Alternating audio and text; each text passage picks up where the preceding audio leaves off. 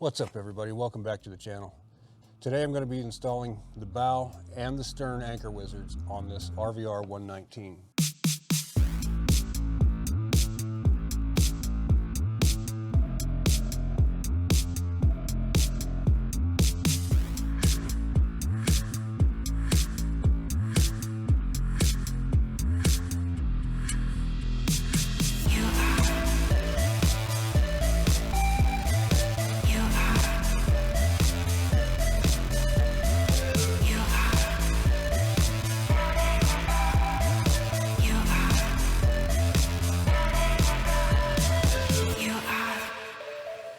And the first anchor wizard is going to be the bow anchor wizard, which is going to go there.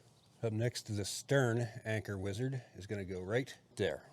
And there are both the bow and stern anchor wizards fully installed. Now let's get into how they were installed. When you get the anchor wizard in the box, it does not have the proper nuts and bolts to mount to this plate. It has self-tapping screws, which I didn't want to use. So I went out to a hardware store and I bought stainless 3/4 inch long, 20 thread bolts with self-locking nuts. These ones came with the boat. They were already threaded in here. So I've already gone and bolted this onto the plate.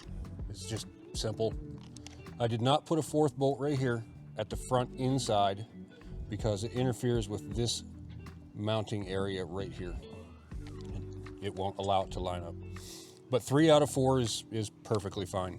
So at that point, you just put this back on and run these bolts in, you're done. Once you get it mounted, loosen the anchor, pull out your line. You want to make sure this is melted just a little bit with a lighter so that it will actually go through the tube. And then you just feed it all the way in until it comes out up front. Once it comes out the front, you take the supplied carabiner and tie on, and then you just attach your anchor and you're done. I personally am not going to use the supplied carabiner. I'm going to use one that threads instead so that it's a more secure attachment and it's heavier duty. I have done the same thing with the stern anchor. I did not use the third one because it interferes with this spot here. It doesn't let you line everything up. Other than that, everything works out pretty good. Once you get it tightened down, same as the other side. Pull your line out, make sure this end is melted a little bit. Don't catch it on fire unless you're like me and you like fire. Feed it through the tube until it comes out the back. There it is coming out the back. Again, I'm not going to use the Anchor Wizard supplied carabiner. I'm going to use a threaded stainless steel, heavier duty one, just a little more secure. Tie this on. Get some chain put on there and you're done. I think while I'm at it, I might as well add my Yak Attack double header and both of my Omega Pro rod holders to show you what they look like. I'm going to use a Yak Attack double header for my paddle holder, and that is going to go. And I'm going to put the double header just like that.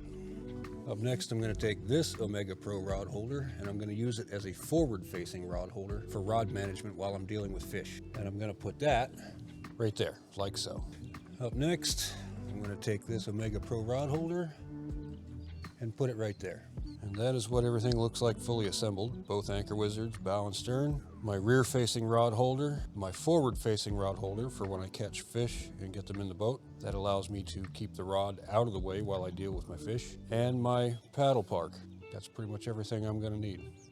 Well, that's going to be it for installing these anchor wizards. It's pretty basic. This boat is really well thought out with the exception of the seat clearance. If you're using the anchor wizard, you have to have the seat all the way back. You can't trim it forward because it interferes with the movement of the cranks. Thank you for coming along on this video and checking this out. I enjoyed having you along. If you like this video or any of my others, please consider hitting that like and subscribe button. And I hope to see you on the next one.